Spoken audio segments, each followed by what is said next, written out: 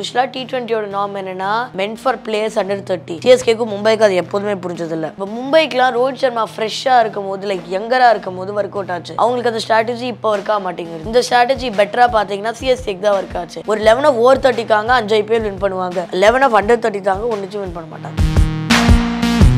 அங்கே வந்து அந்த ஒரு கேப்டன்சி தெரிஞ்ச ஒரு டீமை வந்து பில்ட் ஆயிருக்கும் போது லாஸ்ட் ஒரு 2 சீசனை வந்து ஒழுங்கா பெர்ஃபார்ம் பண்ணன்றப்போ அடுத்த கட்டத்தில் வந்து ஏதாவது கொண்டு போறதுக்கான வாய்ப்பு ஏதாவது இருக்கும். ஒரு கேப்டன் இருக்கணும். மொத்த டீமுமே அந்த ஒரு கேப்டனை ரெஸ்பெக்ட் பண்ணி அவரோட கமாண்டை ஃபாலோ பண்ணணும். மும்பைல என்ன எல்லாருமே கேப்டன் பண்ணியிருக்காங்க. எல்லாருக்குமே ஒரு ஈகோ கிளாஷ் ஆகும். ஈகோ கிளாஷ்னு சொல்ல மாட்டேன்.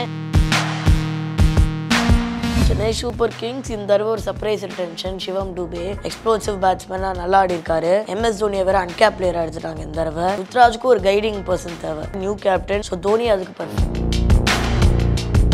சாம்சன் வந்து நம்ம ஓப்பனிங்கே ட்ரை பண்ணலான்றதுக்காக பட்லர் அவங்க விட்டுட்டாங்களோ அப்படின்ற மாதிரி இருக்கு. ஒரு மொத்த பிளேயர் பேட்டிங் ஆர்டர்னால விட முடியாது. Truth be told, Buttler original ஒரு ஓப்பனிங் பேட்ஸ்மேன் கிடையாது. அவர் ஒரு த்ரீ டவுன், அவர் ஒரு Dhoni type of character. But I feel like அவரோட எக்ஸ்பீரியன்ஸ் இப்போ வேற டீமுக்கு தேவையான. ராஜஸ்தான் விராட் கோலி அவருக்கு இந்த தடவை கேப்டன்சியை தந்துட்டு அவர் T20 எனி ஃபார்மேட்ல இன்னும் ட்ராஃபி வின் பண்ணல. பிள்ளைக்கு அவர் இந்த RCBயோட ஒரு IPL வின் பண்ணிட்டா அவருக்கும் இந்த 15 year லாங் ஜேர்னியும் எண்ட் ஆயிடும்.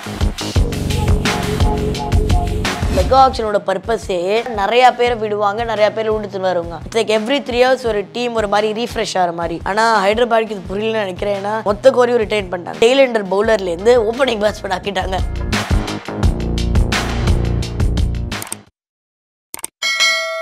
ஆரோஸ் நேயர்களுக்கு வணக்கம், நான் உங்கள் அஜித். ஸோ இன்னைக்கு என் கூட ஒரு யங் கிரிக்கெட் அனலிஸ்ட்னு சொல்லலாம். என்னன்னா IPL டைமில் செம்ம ஃபேமஸ் ஆகிட்டு இருந்தாப்புல. ஸோ அதுக்கப்புறம் ரொம்ப நாளைக்கு அப்புறம் அடுத்து இப்போது வரப்போகிற இந்த IPL ஆக்ஷனுக்காக யார்கிட்ட கேட்கலான்னு தோணும் போது சரி எல்லாரும் பெரிய பெரிய ஆட்கள்கிட்ட கேட்குறாங்க.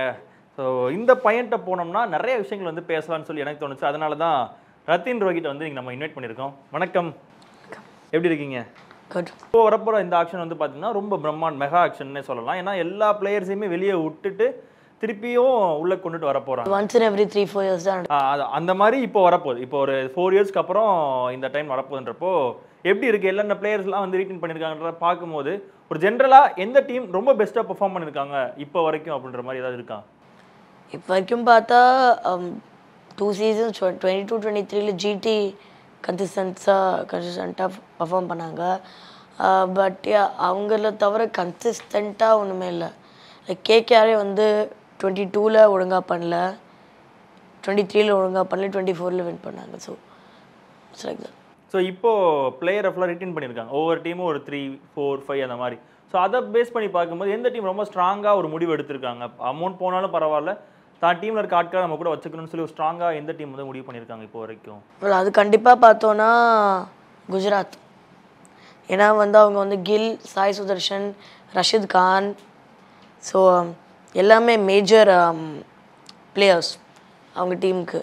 Well some other teams like RCBலாம் மேக்ஸ்வெல்லை விட்டாங்க, டூப்ளசியை விட்டுட்டு ஒரு விராட் கோலி, ராஜத் பட்டிடார், அப்புறம் I think so Yash Dayal I think மட்டும்தான் வந்து ரிட்டைன் பண்ணியிருக்கு. ராஜையுமே வெளியே விட்டுட்டாங்க இந்த டைமில். லைக் மும்பை இந்தியன்ஸ் பார்த்தீங்கன்னா இப்போது அந்த ஒரு 5 பிளேயர்ஸ் மும்பையோட எந்த ஒரு பலமாக இருக்குமோ அந்த 5 பிளேயர் அப்படியே ரிட்டைன் பண்ணி வச்சுருக்காங்க இப்போது. எஸ், மும்பை எப்போதுமே வந்து அந்த கோர் டீமோடு தான் வருஷக்கணக்காக இருக்குது. பார்த்தீங்கன்னா ரோஹித் சர்மா, சூரியகுமார் யாதவ், பும்ரா.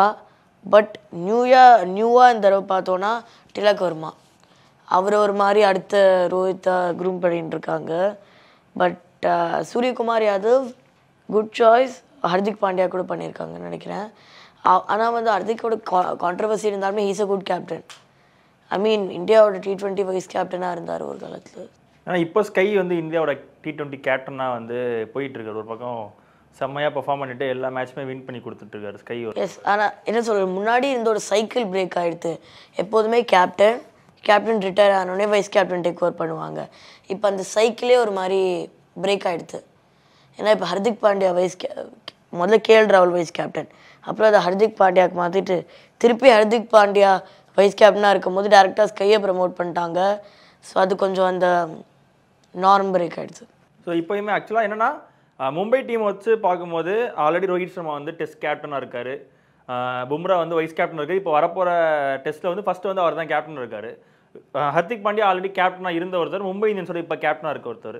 சூரியகுமார் யாதவ் வந்து T20 கேப்டன் இருக்கார். ஸோ இந்த மாதிரி எல்லாமே வந்து அந்த ஒரு கேப்டன்சி தெரிஞ்ச ஒரு டீமை வந்து இப்போ புல்டாக இருக்கும்போது லாஸ்ட் ஒரு 2 சீசனாக வந்து ஒழுங்காக பெர்ஃபார்ம் பண்ணலன்றப்போ அடுத்த கட்டத்தில் வந்து ஏதாவது கொண்டு போகிறக்கான வாய்ப்பு ஏதாவது இருக்குமா? வெல், எப்படி சொல்கிறது, ஒரு கேப்டன் இருக்கணும். Maybe a vice captain with little captain experience. மொத்த டீமுமே அந்த ஒரு கேப்டனை ரெஸ்பெக்ட் பண்ணி அவரோட கமாண்டை ஃபாலோ பண்ணணும். மும்பையில் என்ன எல்லாருமே கேப்டன் பண்ணியிருக்காங்க. ஸோ எல்லாருக்குமே அந்த இது இல்லை. ஒரு ஈகோ கிளாஷ் ஆகும். ஈகோ கிளாஷ்ன்னு சொல்ல மாட்டேன், எல்லாருக்குமே அந்த ஒருத்தர் இல்லை.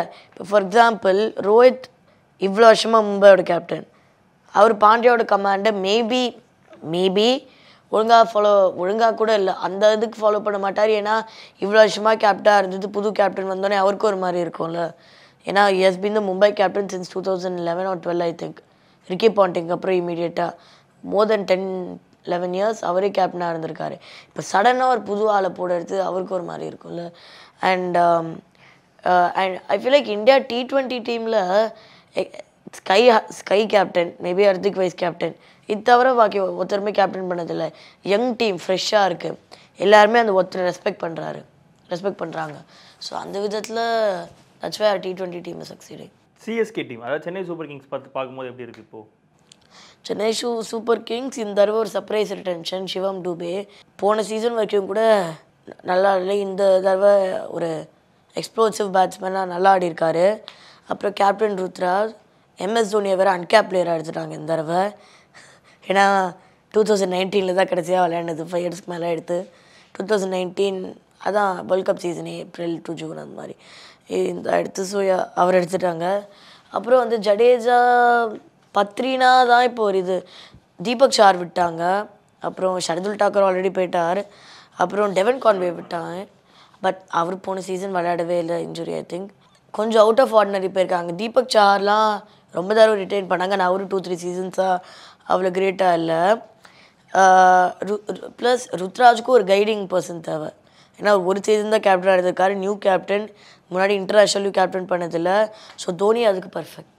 கேகேஆர் வந்து பார்த்தீங்கன்னா ரொம்ப நாளாக அதே அந்த நரேன் ரசில் எங்கே போனாலும் அவங்க அப்படியே கூட்டிகிட்டு போயிட்டே இருக்காங்க. ஸோ அதை பார்க்கும்போது எப்படி இருக்குது இப்போ கேகேஆர்? அவங்க 2 பேர்னால தான் நிறையா இது கேகேஆர் வின் பண்ணியிருக்காங்க. Andre Russell explosive bowler, explosive batsman. Sunil Narine ஓப்பனராக வந்துட்டார் இந்த போன தடவை. லிட்டராக ஒரு டெய்லெண்டர் பவுலர்லேருந்து ஓப்பனிங் பேட்ஸ்மேன் ஆக்கிட்டாங்க ஒரு பவுலரை.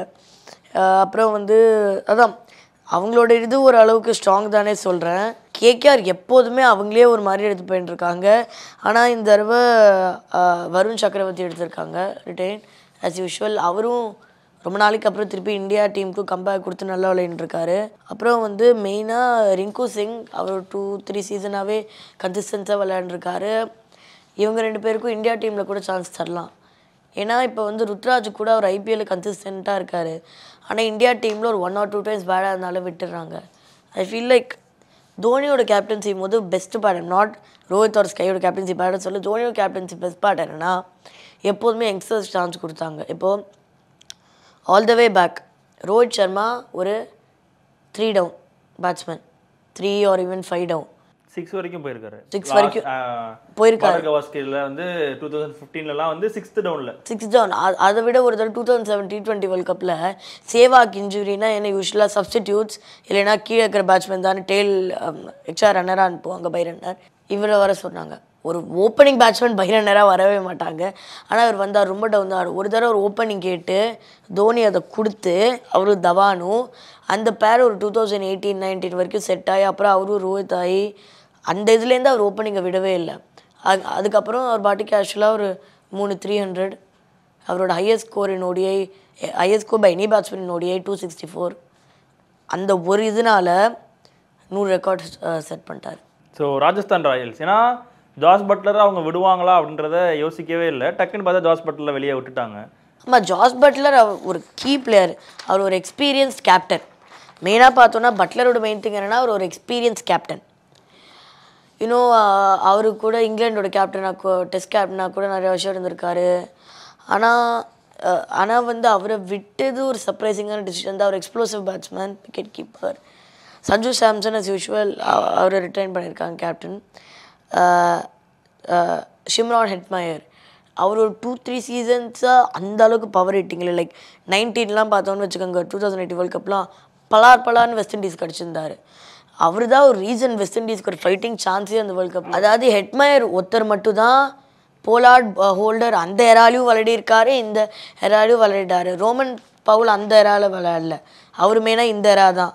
ஸோ ஒரு அந்த எக்ஸ்பீரியன்ஸும் எடுத்துன்னு வந்து ஃப்ரெஷ்னஸையும் எடுத்துன்னு வந்தவர் தான் ஹெட்மயர். மேபி ஏன்னா ஜெய்ஸ்வால் சாம்சன் 2 பேருமே ரிட்டர்ன் பண்ணியிருக்காங்கல்ல இப்போ. ஏன்னா ஆல்ரெடி சாம்சன் வந்து ஓப்பனிங்கில் வந்து இப்போ நல்லா விளாண்டுட்டு இருக்காரு. ரீசெண்ட் டைமில் T20s நல்லா விளாண்டுட்டு இருக்காரு. இன்கேஸ் பட்லர் வந்துட்டாருன்னா பட்லரை ஓப்பனிங்கில் மட்டும்தான் வந்து இறக்க முடியும், ஓப்பனிங்கில் மட்டும் தான் கொண்டு வர முடியும்.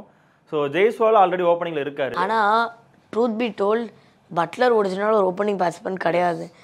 அவர் ஒரு 1 டவுன் இல்லைனா 1 டவுன் கூட இல்லை 3 டவுன், அவர் ஒரு தோனி டைப் ஆஃப் கேரக்டர். அவரை ஒரு நாள் ஓப்பனிங் பேட்ஸ்மேன் இல்லைன்னா ஓப்பனிங்கில் தூக்கி போட்டாங்க, அதுலேருந்து எடுத்தார். ஸோ மேபி சாம்சன் வந்து நம்ம ஓப்பனிங்கே ட்ரை பண்ணலான்றதுக்காக பட்லர் அவங்க விட்டுட்டாங்களோ அப்படின்ற மாதிரி இருக்குது இப்போது. ஓகே அது மேபி நாட், பிகாஸ் ஒரு மொத்த பிளேயரை பேட்டிங் ஆர்டர்னால விட முடியாது. அவர் ஸ்டில் 3 டவுனில் இறக்கலாம். அவர் வந்து ஓப்பனிங்கை விட அதுதான் அவருக்கும் எக்ஸ்பீரியன்ஸ் அதிகம். பட் ஐ ஃபீல் லைக் அவரை மேபி ரீபை பண்ண ட்ரை பண்ணலாம்.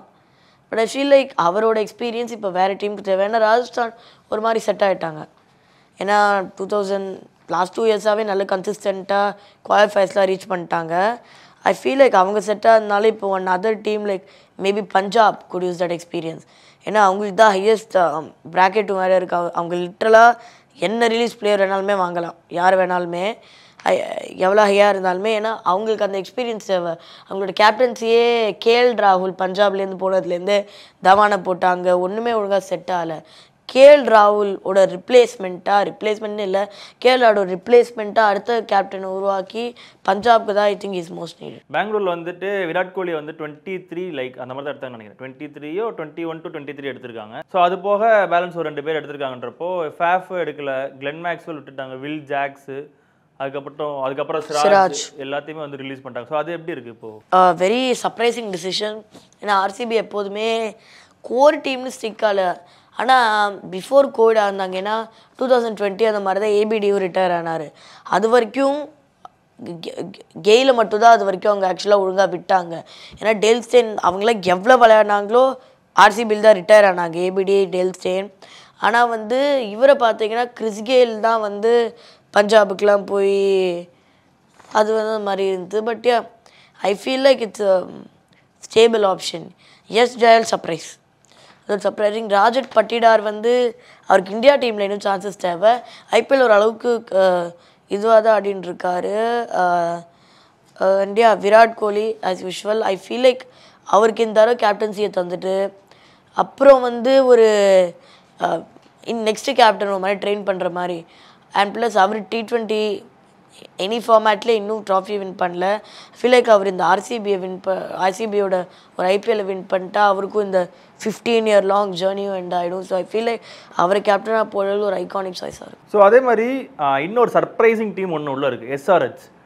ஸோ SRH வந்து பார்த்திங்கன்னா நம்ம எதிர்பார்க்காத ஒன்று, எல்லாத்தையுமே வந்து அவங்களுக்கு யார் யாரெல்லாம் தேவையோ ஓப்பனிங் பேட்ஸ்மேன் 2 பேருமே ரிட்டர்ன் பண்ணிட்டாங்க. அபிஷேக் சர்மா, டெர்விஸ் ஹெட், ஹென்ரிச் கிளிசனு, அப்புறம் நிதிஷ்குமார் ரெட்டி. ஸோ நிதிஷ்குமார் ரெட்டி தான் அந்த இடத்துல டக்குன்னு வந்து உள்ள ஆட் ஆகிறாரு. Pat Cummins. ஸோ 5 பேரையுமே வந்துட்டு அவனோட பவர் பேக் யாரெல்லாம் இருக்காங்களோ அவங்கள அப்படியே தூக்கி உள்ள உட்கார வச்சிட்டாங்க.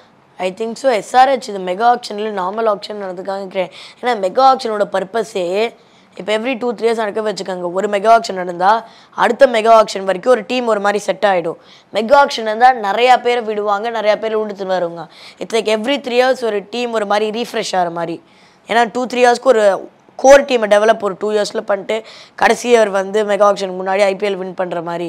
2022 ஒரு mega action, 22 team, 23 team, 24 team ஃபுல்லாக அந்த ஒரு ஆக்ஷன் டிசைட் பண்ணிட்டு மெயினாக 2-3 சர்ப்ரைசஸ் இருந்து ப்ளஸ் மெகா ஆக்ஷனு தான் ப்ரைஸஸும் எங்கேயோ போகும். ஸோ சாம் கரன் வந்து எடுத்தாங்க ஃபார் 17 crores or 18 crores.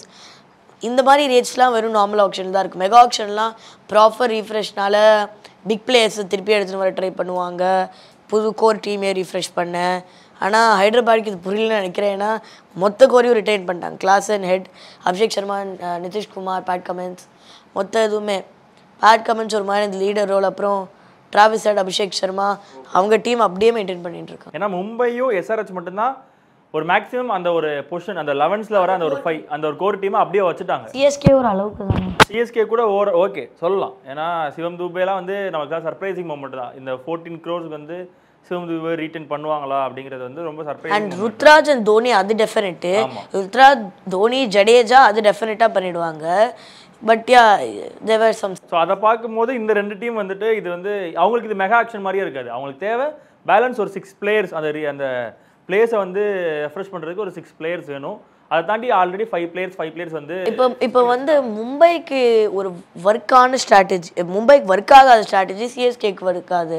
அதாவது யூஸ்வலாக T20யோட நார்ம் என்னென்னா மென் ஃபார் பிளேயர்ஸ் அண்டர் 30.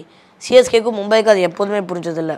இப்போ வந்து மெயின்லி த திங் இஸ் சிஎஸ்கேக்கு அது ஒர்க் அவுட் ஆச்சு. ஓல்ட் பிளேயர்ஸே வாங்கி இது பண்ணி லைக் தோனி ஜடேஜா அதுவே அந்த கோர் டீம் ஒர்க் ஆச்சு. இப்போ மும்பைக்கெலாம் ரோஹித் சர்மா ஃப்ரெஷ்ஷாக இருக்கும் போது லைக் யங்கராக இருக்கும் போது ஒர்க் அவுட் ஆச்சு. அவங்களுக்கு அந்த ஸ்ட்ராட்டஜி இப்போ ஒர்க் ஆக மாட்டேங்கிறது. ஏன்னா ஒர்க் ஆச்சு, ஆனால் அது இப்போலாம் இந்த பிளேயர்ஸ்லாம் எங்கே இருந்தாங்க, பிலோ 30 இருந்தாங்க. இந்த கோர் டீமே ஃப்ரெஷ்ஷாக எடுக்கும்போது பிலோ 30 2017-18 இவங்க வந்து ஃப்ரெஷ்ஷாக இருந்தாங்க. சூரியகுமார்லாம் அப்போ தான் வந்தாங்க. கேகேஆருக்கு ரொம்ப நாளாக ஒழுங்காடான்னு சான்ஸ் தராமல். ஏன்னா இந்த ஸ்ட்ராட்டஜி சிஎஸ்கேக்கு எப்போவுமே ஒர்க் அவுட் ஆச்சு. எம்ஐக்கு வந்து இந்த செட் ஆஃப் பிளேயர்ஸ் 2018 இருக்காங்கன்னா ஏன்னா அவங்க எல்லாருமே அண்டர் 30. இப்போ எல்லாருமே ஓவர் 30. இந்த ஓல்ட் பிளேயர்ஸ் மெயின்டைனிங் ஸ்ட்ராட்டஜி அவங்களுக்கு ஒர்க் ஆகலை. இந்த ஸ்ட்ராட்டஜி பெட்டராக பார்த்தீங்கன்னா சிஎஸ்கேக்கு தான் ஒர்க் ஆச்சு. ஏன்னா அவங்க தோனி ஃபஸ்ட்டு டீம்லேருந்து இன்னும் மெயின்டைன் பண்ணிட்டு இருக்காங்க. பிரச்சனையே இல்லை. 2021 கூட ராபின் உத்தப்பா வச்சு வின் பண்ணாங்க. அவரெல்லாம் கிரிக்கெட் வச்சு விட்டே ரொம்ப நாள் ஆச்சு. அவரை சர்ப்ரைஸாக எடுத்துன்னு வந்து ஆர்சிபி தினேஷ் கார்த்திக் கூட சக்ஸஸ் ஆச்சு. ஆனால் ஆர்சிபிக்கும் ஒரு 1 or 2 பிளேயர்ஸ் சிஎஸ்கேக்கு தான் மொத்த டீமுமே 30+னா சிஎஸ்கேக்கு ஒரு ஃபிட்டான ஒரு பிளேயர். அதாவது அவங்களுக்கு வந்து அண்டர் 30 விட ஓவர் 30 தான் இம்பார்ட்டன்ட். ஒரு 11 of over 30 5 IPL வின் பண்ணுவாங்க. 11 of under 30 தாங்க ஒன்றுச்சும் வின் பண்ண மாட்டாங்க.